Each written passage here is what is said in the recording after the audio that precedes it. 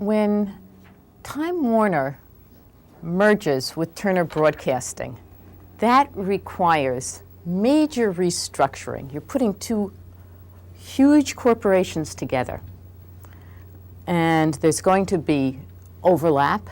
There may even be some units that don't fit with what they want to do. And you need to then take a look at organizational structure. Which design makes the most sense for this new mega organization? So today, as we talk about organizational structure, the metaphor that I'd like you to keep in mind is architecture, building, designing a structure that makes the most sense for whatever the function is that's going to take place in that building. And similarly, we want to design organizations so that the structure of the organization makes the most sense for whatever the major business is of that organization. So what is this organizational structural stuff? First, it consists of division. It's the way the organization divides up the tasks and the responsibilities for those tasks. And then having divided those up into what presumably makes the most reasonable sense for the business at hand, the way it then coordinates activities between those tasks.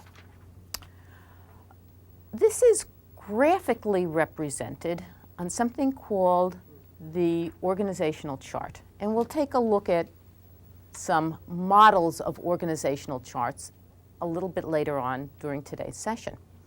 But the organizational chart, and I'm hoping that you've all seen one at one time or another, the one that starts with the CEO at the top, and then the vice presidents, and then the various functional area vice presidents arrayed and departments and such under that, is this graphic representation of how the tasks are divided up and who reports to whom, the various layers of authority that exist within the organization.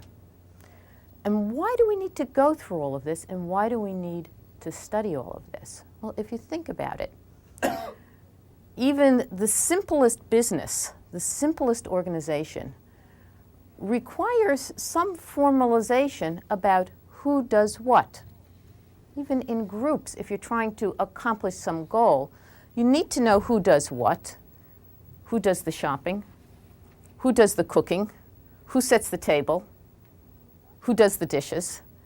Because for one, you don't want duplication of effort. That would be inefficient. And the second thing is you don't want some tasks to fall through the cracks so that everybody stands around and looks at each other at the end of the day and says, how come this didn't get accomplished? Not good for a business to let things fall through the cracks like that. You lose customers. Very ineffective way of operating. So the need to study organizational structure and come up with this rational type of design. What are some of the features that we need to pay attention to? If we go to the first overhead, basic characteristics of organizational structure, major thing is division of labor. How are the many tasks that need to get done in an organization divided up into specialized jobs?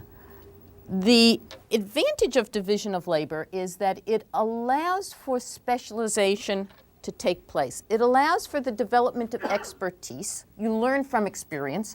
People gain experience in certain areas, and they become specialized.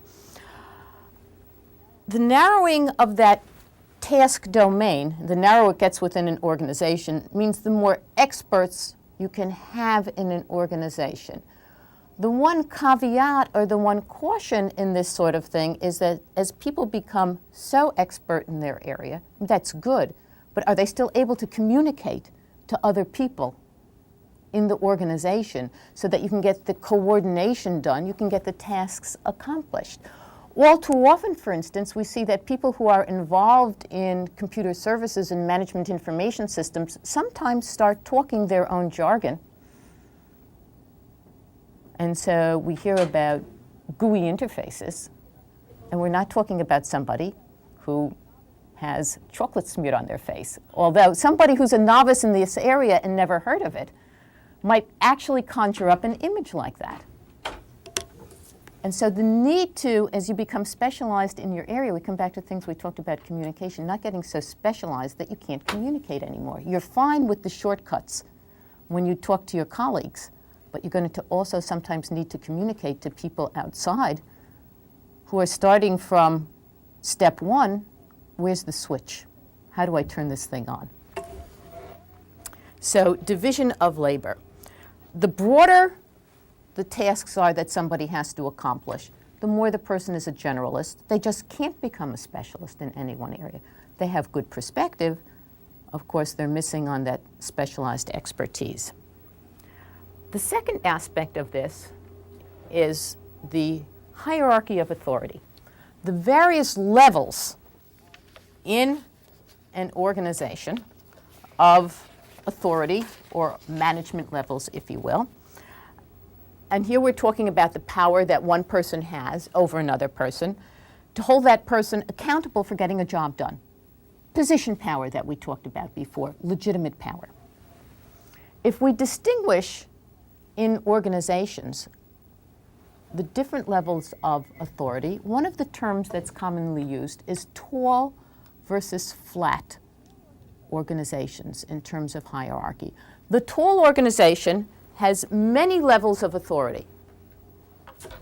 And typically, the larger, the more mature the organization, the more we're going to find a lot of layers of authority because they keep expanding, and as they expand, they need to bring in more people, more managers, more need to coordinate. The fewer levels of authority, the flatter the organization, and you actually see that on an organizational chart. Easier to get from the very person at the bottom to the very person at the top. And this is going to be more typical of younger organizations, less mature organizations. As they start up, there are just not going to be as many people there.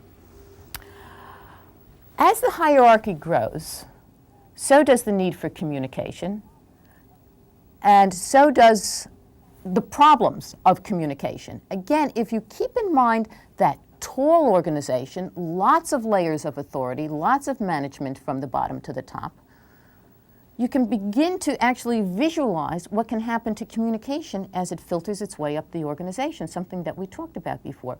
More chance for things to slow down, obviously, it has to go through more people, and more chance for distortion as it filters through people's perceptions of what the problem really is that they're conveying upwards, or what the message really is. And similarly, the same problems coming down, so that as organizations have more layers of hierarchy, we can anticipate that there has to be more attention to the communication issue. It gets to be a problem.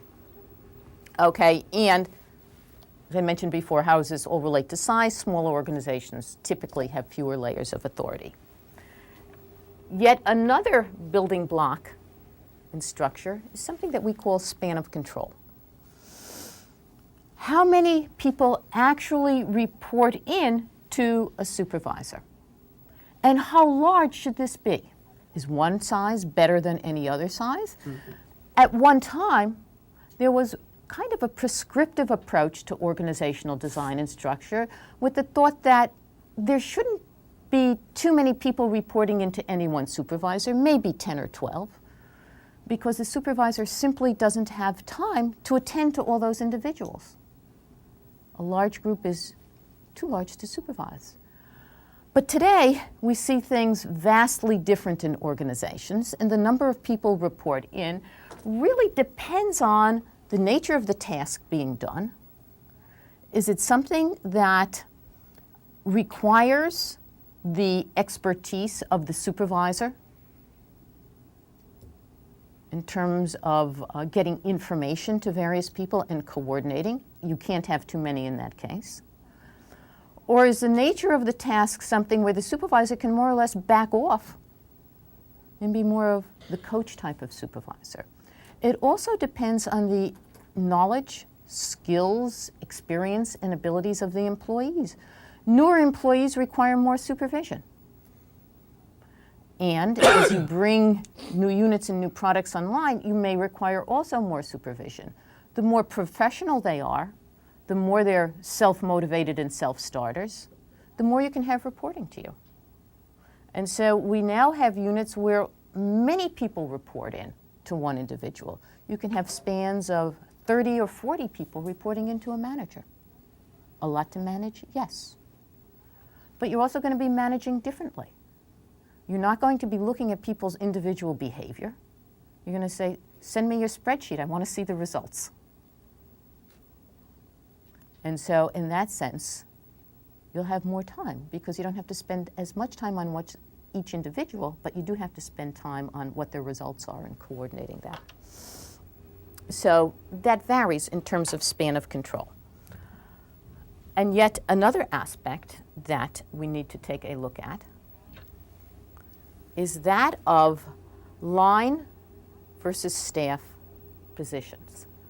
Line positions are those in which the people involved are actually somehow producing or making decisions about the main goods and service that the organization is producing. And we'll see that again when we look at some of the charts that we're looking at.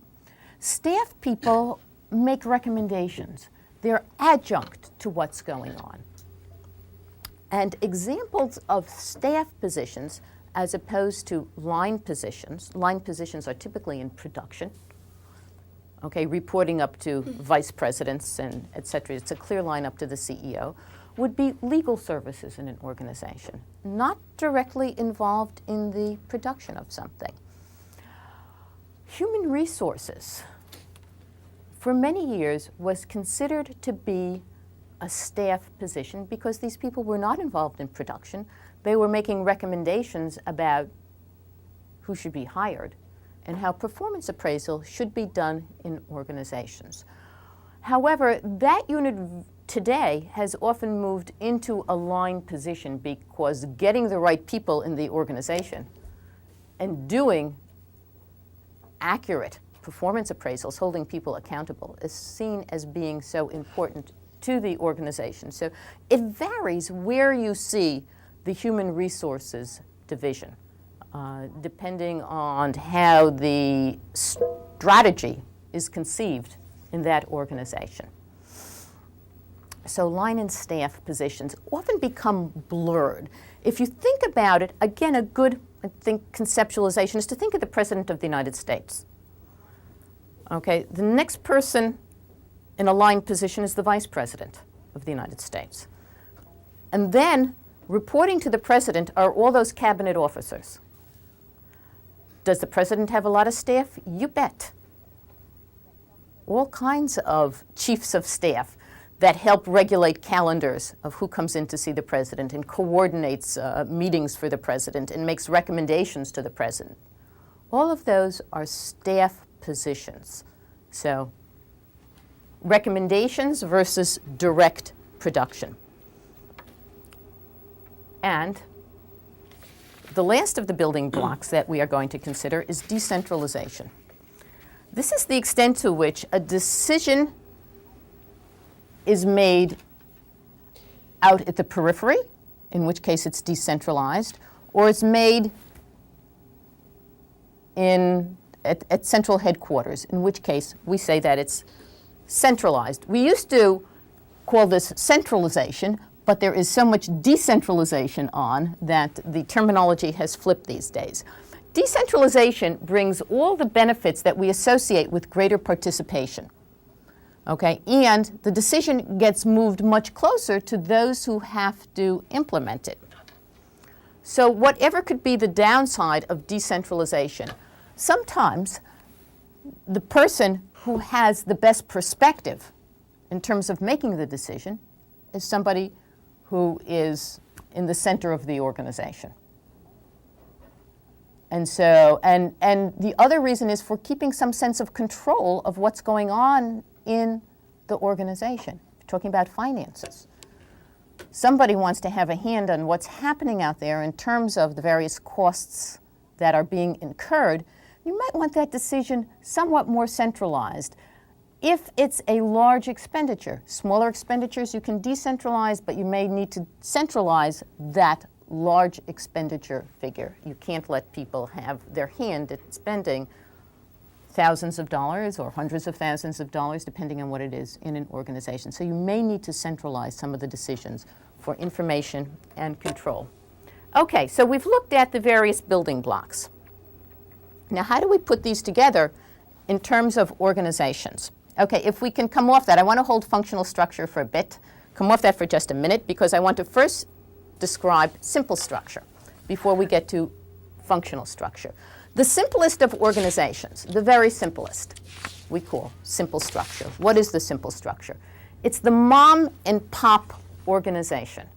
It's the organization where somebody is chief cook and bottle washer, where there may, in fact, be some specialization in terms of division of labor. You have family working the organization, and you've assigned a few tasks to one person and a few other tasks to somebody else. But these people are going to need to be flexible.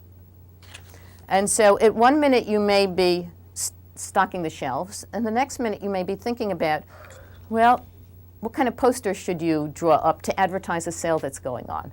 In that case, you're in marketing, sales and marketing. Okay, simple structures. People are doing multiple types of jobs, and there is no real division of labor going on, no real specialization. But as an organization grows, you can't be the chief cook and bottle washer anymore. You have to give up that bottle washing and hire somebody to do that as you hang on to your chief cook job. And now you're going to need somebody to keep the books. You're going to need somebody to do accounting. And so you move to the next more complex of organizations, and now we can go to functional structure. Okay, the functional structure. And here, the major tasks of the organizations are broken down into units: manufacturing, sales, research and design, accounting and finance. Some examples of major functional areas in an organization, and people will specialize within each of these areas. Things are now grouped in a way that seems to make sense. The advantage of such a grouping is that it certainly allows for efficiency. People become specialized, people become expert. It allows you to focus on certain areas and hold people accountable in those areas. It allows for good communication within any one area. As people become specialized, they can focus on the particular problems and the resources that are needed for that area. So a common view of what needs to be done in a particular area. The disadvantage, and the thing that you always need to think about, is what we call isolation of units.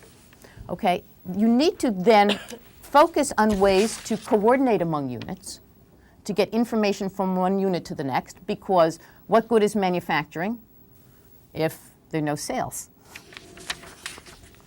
Okay, and what good are sales if people aren't billing it accurately, accounting and finance? Okay, so you need to have good coordination between all of this and make sure that units don't get isolated from each other, so they're not communicating and not getting information there in a timely way. And also that the units always keep the organizational goals in focus. It's easy, as you become involved in any one unit, to think of your own problems and think of your problems as paramount and lose perspective of where you fit in terms of the grand picture. And so organizations are just going to evolve this way as they become bigger and more complex, and these are things that you just need to keep working at. As organizations continue to grow, there is a movement towards something called product structure. Product structure lays another division on top of functional structure. And you move to this as you get engaged in producing more products in an organization. General Motors, Chevrolet division, Oldsmobile division, large truck division. We can go on about that. Each of those divisions are product divisions. And we can do the same thing in lots of other large organizations. Split them apart in terms of the products that they're doing. And you need to do that as organizations get more complex and add on more products, because you need to focus directly on the needs of that product and the customers that you're serving. So you add all of this on. It also adds some flexibility. You can tailor what you're doing in the functional areas to the product, the particular marketing to that product, the particular manufacturing to that product. And what then we have in mind is that one size does not fit all. We need flexibility. We need diverse approaches for different types of products. The disadvantage in all of this comes in that economies of scale get threatened. You lose out on what you could save on because you're such a large organization. And there may be inefficiency because you now are really duplicating efforts that you don't necessarily have to duplicate. Maybe there are things in manufacturing that you could share across different products, or things in engineering that you could share across different products. And so you need to become aware of where you can cut down on certain things because you're duplicating efforts far too much. So sharing resources, communicating better, making sure that you're not working at cross purposes, and that people in one sector of the organization know what's going on in another sector of the organization. I mean, you may wind up with products competing with each other. Maybe you want to do that because one of the products isn't capturing a share of the market that another product could capture, and you need to come up with something similar. But then you want to be careful that you don't actually have these two products in the same organization competing for the same customers. Now you're cutting into what could be a profit-making area because you're wasting resources. An example, a product I don't see on the shelf anymore. Procter & Gamble at one time had 2 decaffeinated coffees. One was Sanka, we're all familiar with that, but there was another product called Brim. Brim came out because Sanka was thought to be a fuddy-duddy type of product, something your grandmother had, but something that young, dynamic, energetic people wouldn't bother with. And yet, Procter & Gamble thought that there was a segment of the market to be captured because people were getting concerned with the amount of caffeine that they were taking. They just didn't want Sanka. So they came up with this other product, Brim, which was marketed directly towards younger people.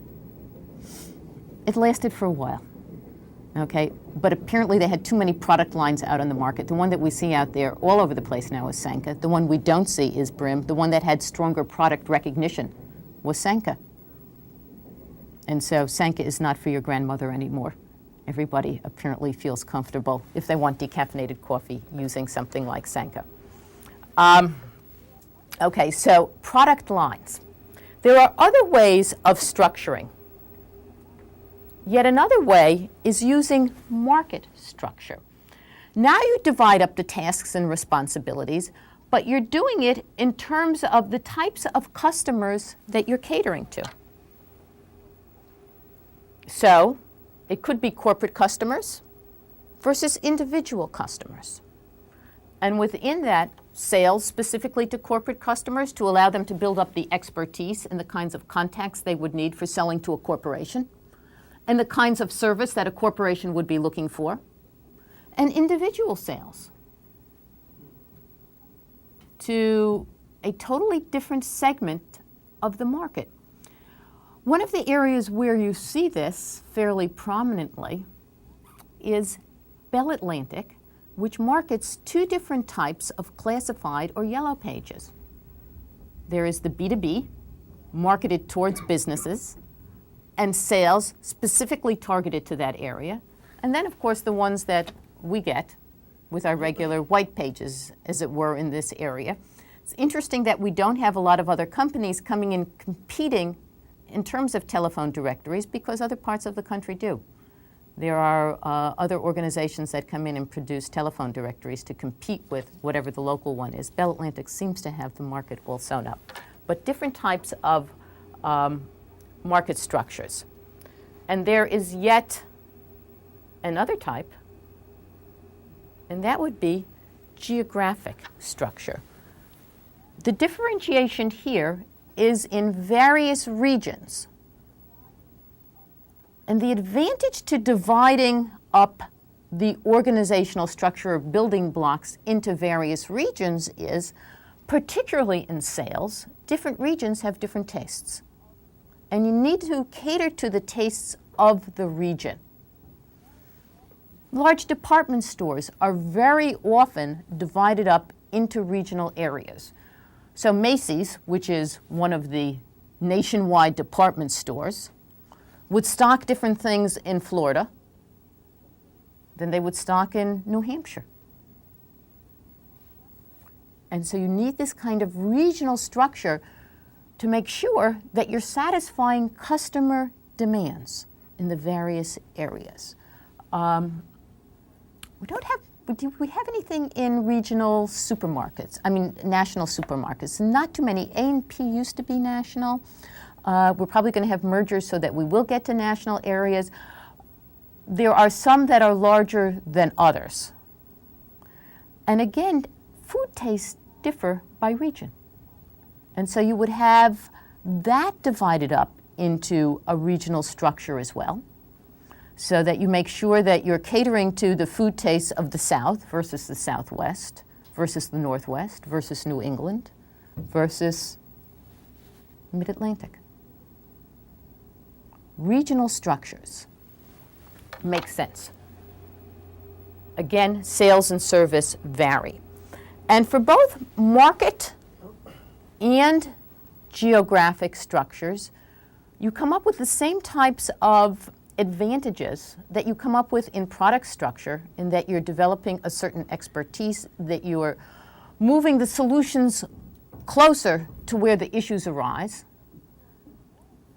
And you need to just make sure in all of this, as you add more layers onto the organization, which is what you're doing with these more complicated designs, that you're keeping communication lines fluid throughout the organization, so one sector knows what the other is doing, and you can share resources, and you can share information across various types of divisions. So these are some of the more familiar types of structures that are used. And there is yet one more, far more complicated, called a matrix structure, sometimes called a simultaneous structure because it imposes two types of structures on top of each other. Each of the diamonds that you have there represents an individual who is reporting to two people. This superimposes a product design on top of a functional design. And it allows for cross-functional teams to develop. You don't have this going throughout the whole organization, but you might have it going through part of the organization, such as engineering perhaps, or product development. You have it going through part of the organization, so you can draw on the expertise of multiple functional areas as you're trying to bring out new products. So functional and product operating simultaneously. And those people are reporting to two bosses. As they report to a project or a product team leader or team director, they're also reporting to their functional area manager.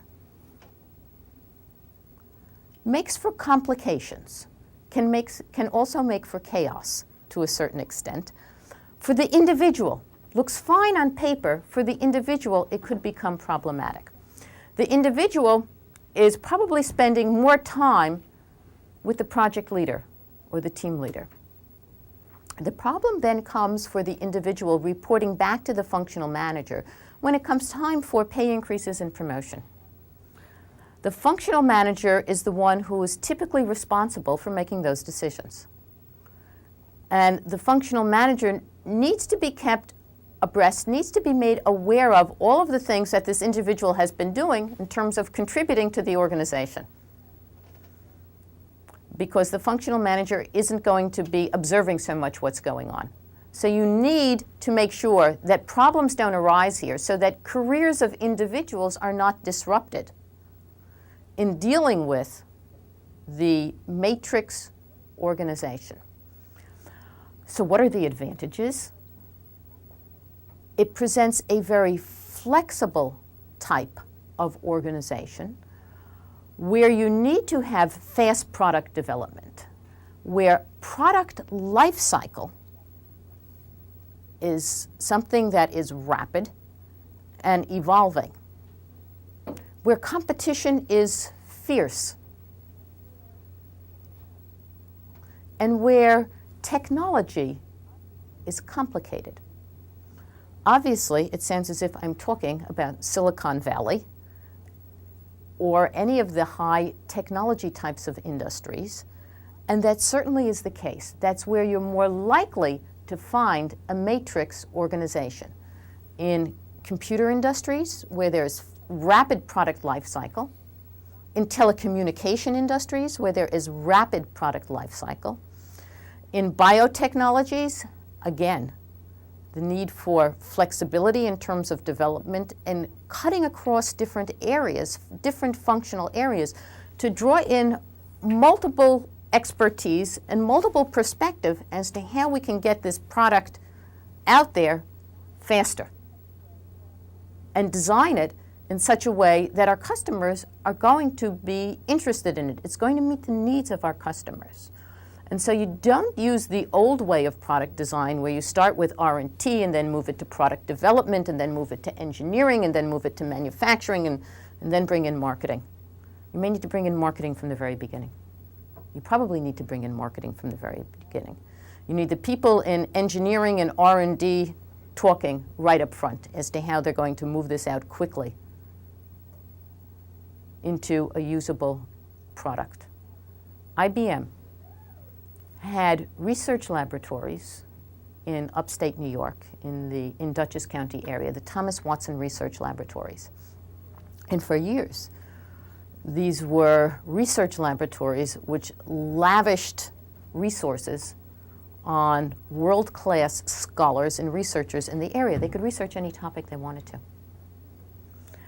But things have changed, and those resources are no longer available, and no more pursuing the interest of your dreams. Now the pursuit is in terms of product development and moving things more rapidly to market. How is this going to pay off for IBM? In the shorter future, not somewhere out in infinity or the long run. And while there is value to that, industry is thinking that it no longer can invest in those kinds of things. It will have to be government and academia which will do that kind of research, and they're going to be much more product-oriented. And in fact, they've come up with a few new designs which are presumably going to revolutionize some kinds of things. Which brings us, as we're talking about IBM, to the last of the organizational structures that I want to talk about, and that is the virtual organization. We can come off integration for a minute. I moved ahead one too fast. Good. The virtual organization is not a real organization, like virtual reality. It is an apparent organization, and it's an organization that is developed from other organizations contributing resources to a specific problem area that needs some type of solution. What would be an example? It would be an example of IBM and Oracle and Sun Microsystems and some of the other big names out there in computers, minus Microsoft, coming together and thinking about alternatives to the Intel Microsoft type of product that we get today. And that's exactly what they're doing. They're contributing resources in various areas and thinking about how the internet is going to have a big impact on how computing is going to be done in the future. And maybe PCs will be obsolete. What we're going to need to do somehow is plug into the internet, and we'll be able to do everything via the internet. And it will be a whole lot cheaper for everybody as well. And so what will become obsolete are all those operating systems and all those microprocessors that are out there. And so these organizations are engaging in this, and they're doing it each for their own competitive advantages as they share resources in this area. The virtual organization tackling for competitive reasons for all of these people, because they see two organizations that right now are kind of monopolizing the computer market. Intel with its microprocessors and Microsoft with its operating systems. And people are looking to develop new products to make room and develop markets for themselves. So the virtual organization, or organizations that pool their resources to develop what will be standards in something as an area, for instance, high-definition TV. And so we have the Sonys and the Panasonics cooperating with Lucent and AT&T in terms of looking for ways of developing this whole new area called high-definition TV. Supposed to be much better than what we have as TV, and the need to come up with standards so that when they make a TV, the broadcasters will be able to broadcast to similar types of TVs. You won't need different TVs for different broadcasters out there. There have to be standards in this area in order for it to work. And so, in fact, they did pool together their resources, and they did come up with standards for high-definition TV. Now we're in the old chicken versus egg problem. These sets are going to be very expensive to begin with, and the manufacturers don't want to start making them until they're sure the broadcasters are going to have programming out there, and the broadcasters don't want to start programming until they're sure that there will be TVs there at reasonable prices that people will buy. So hopefully we'll see high-definition TV here sometime before 2010. I don't think we're going to see it much in this century. They've got some time, although they're supposed to be getting stuff out by 1999. I think it's going to take a bit longer. Okay, we've been talking about dividing up organizations into various different units, and we've looked at a number of ways that they can be divided up, from functional divisions to product divisions to market divisions to geographic divisions. Having done all that dividing up, there has to be some way to begin to tie these organizations together, to begin to integrate these organizations into some coherent functioning unit. And now, if we go to the overhead, integration. What are the ways that this can be done? Through hierarchy of authority, and we'll come back and we'll look at each of these, through liaison roles, through teams, committees, task forces, through standardization and formalization. Different ways to integrate the various units of the organization. Hierarchy of authority. 2 new units out there, easy. We'll appoint a new manager, a new layer of hierarchy to bring the 2 units together. So this person is in the integrating position. The product manager, the product vice president over all the functional areas, is the integrating position for all those functional areas. That person has direct contact with the various units, also has direct responsibility for those units, and has to make sure that information and products flow smoothly from one unit to the next. Even if this person is not directly responsible for actually moving the information or the product from one unit to the next, it has to make sure that ultimately the job gets done. Lower down the organization, the first line supervisor is in an integrating role and a level of hierarchy within the organization. The first line supervisor has to make sure that whatever is the product within that operating unit or the task or the service within the operating unit, that the job gets done. And has to make sure that Harry is talking to Sally, is talking to Joe, so they know where they are at various stages of projects, and things get done in a timely way. Product management and person management. When is the job going to get done? Tom, so that Joe can start work on it. That's integrating. That's coordinating. There are liaison roles, and these are people who have specific roles in various areas of the organization that, again, have to be in contact with other people. And sometimes the contact and liaison roles are outside the organization. The buyer for the organization is going to have to coordinate, has a liaison role between what are the needs within the organization, what do we need in terms of various resources, and who do I contact out there as a provider or a vendor for what we need. A liaison role in terms of integrating things that need to be done in the organization. A reference librarian in a school like NJIT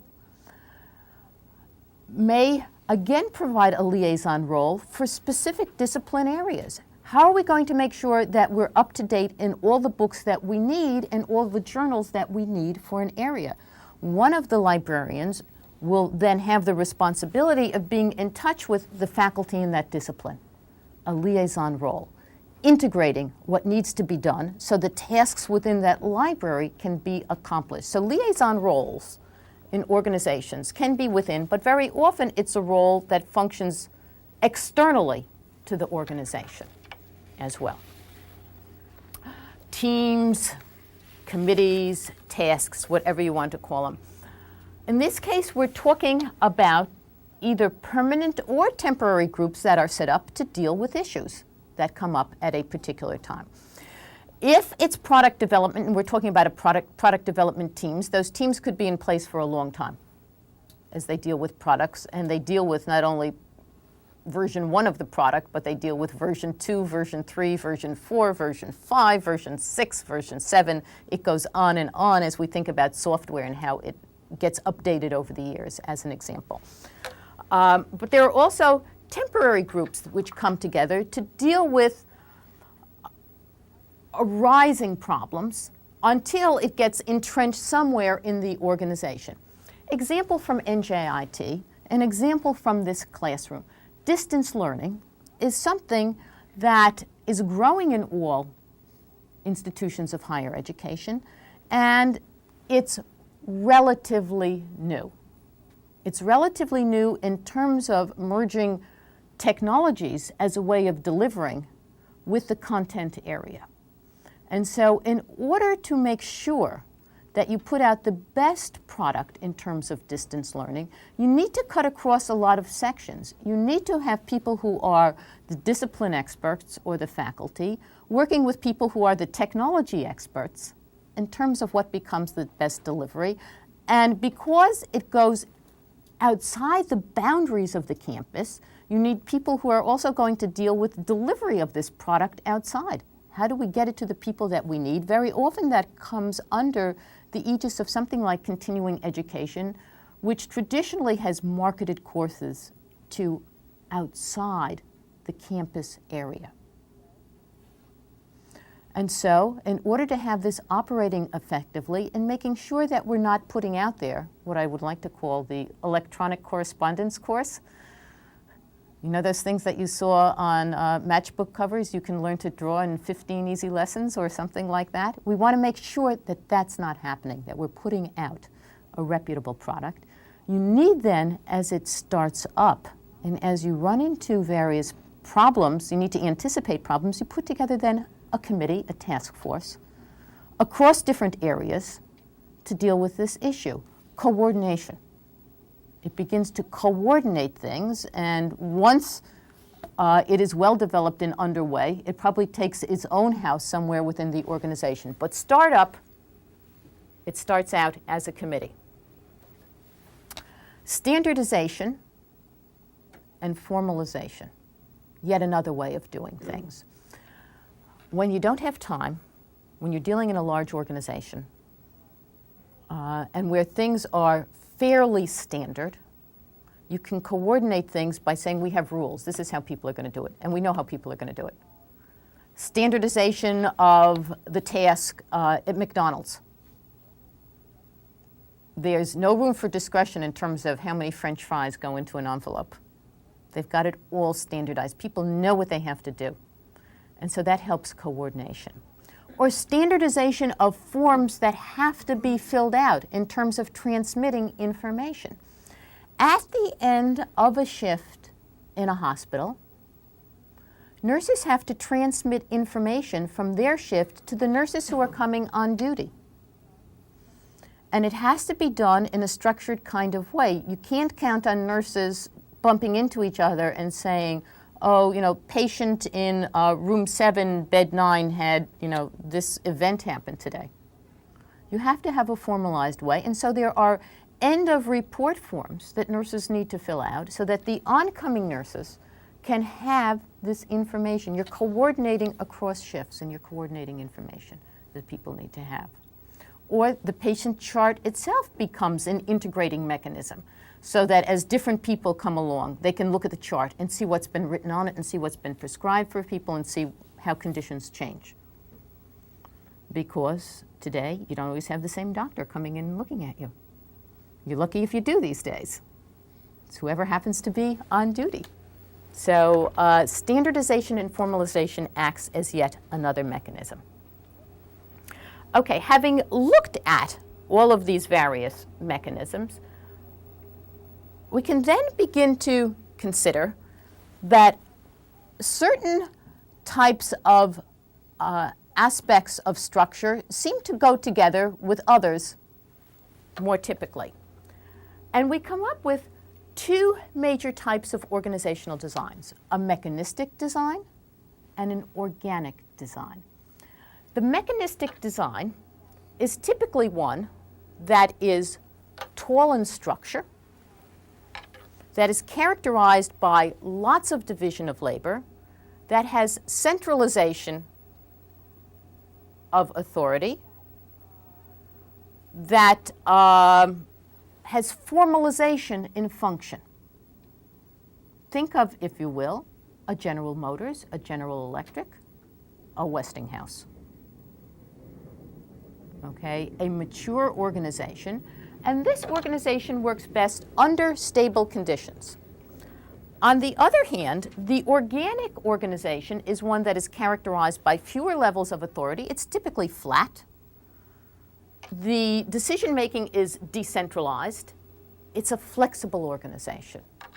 And this works best in dynamic conditions, conditions where there is a lot of change and where the technology is complex.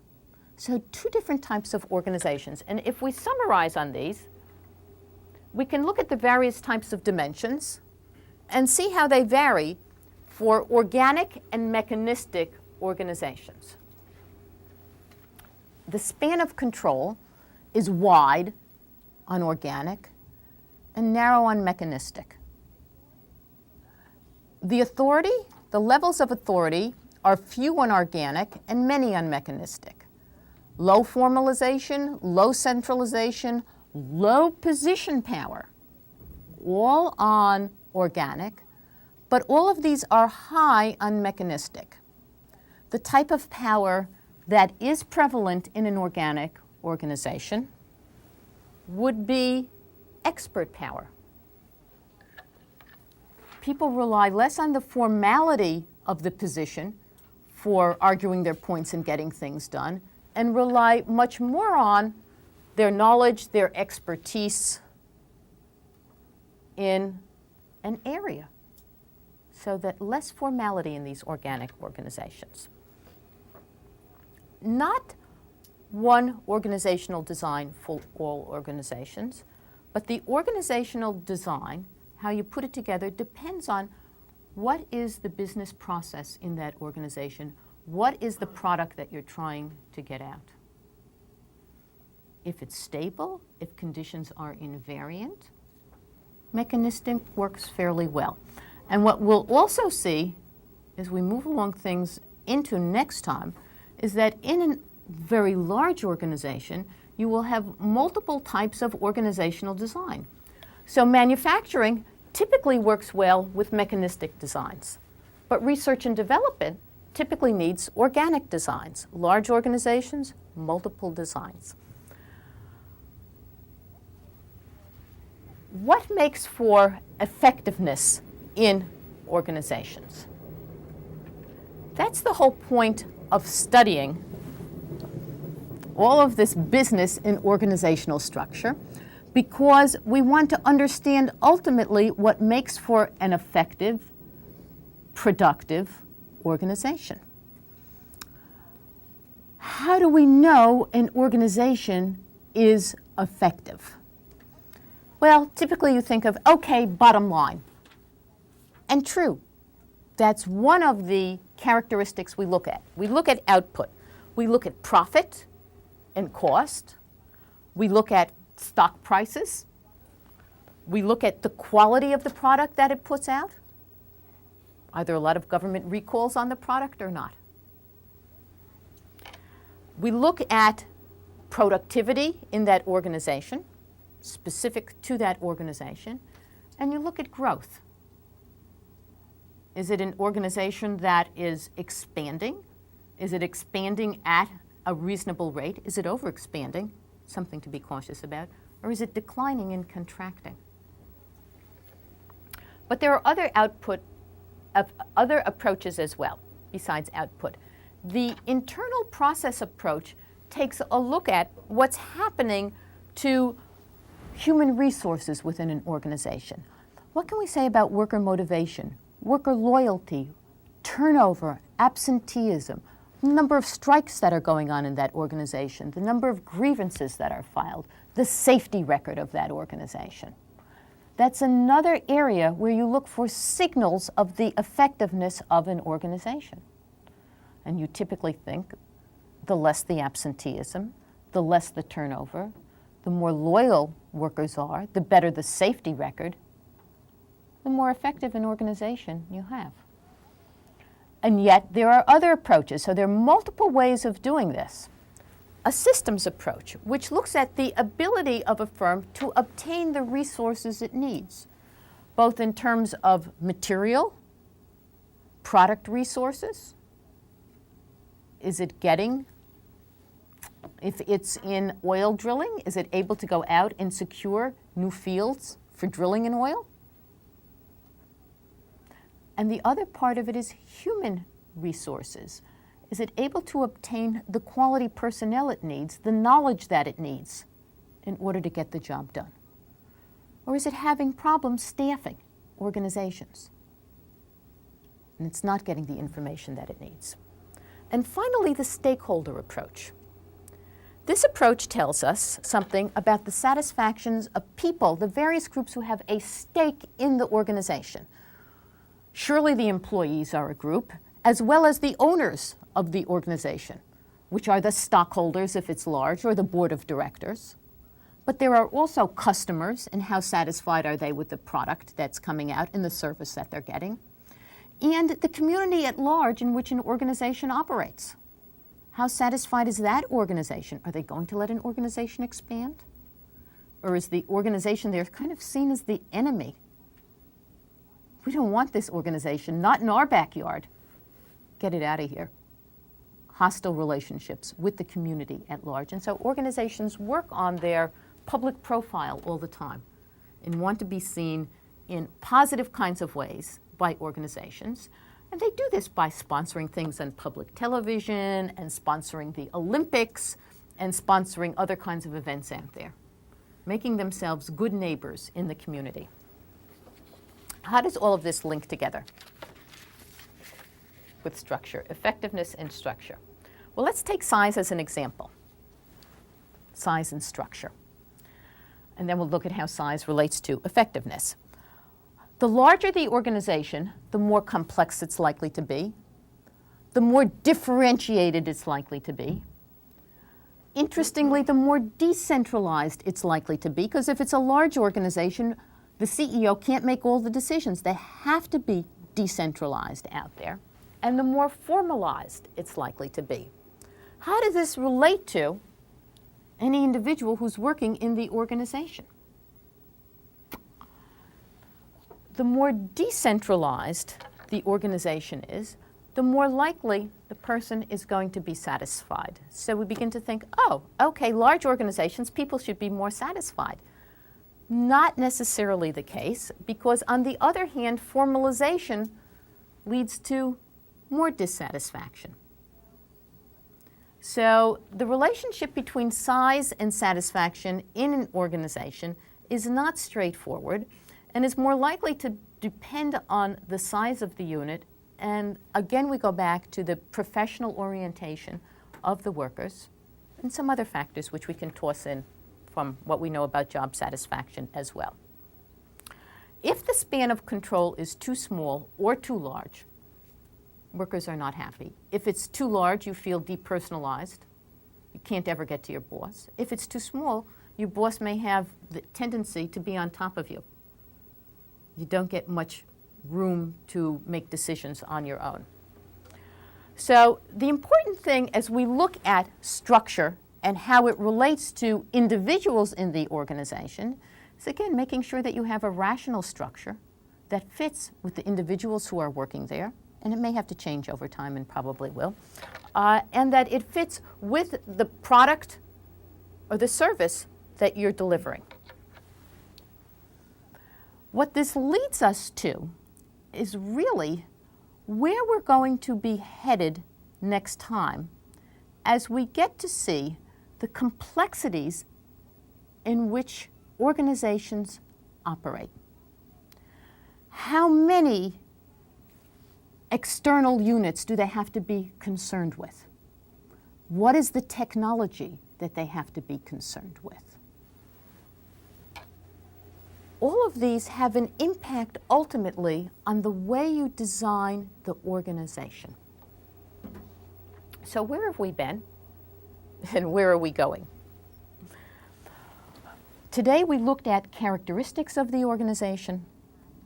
We looked at differentiation and coordination, mechanistic and organic designs, and ultimately organizational effectiveness. Where this leads us next time is the natural segue into looking at how technology affects structure, looking at how complexity affects structure, and looking at how organizational culture affects the structure of the organization, and ultimately its effectiveness. All next time.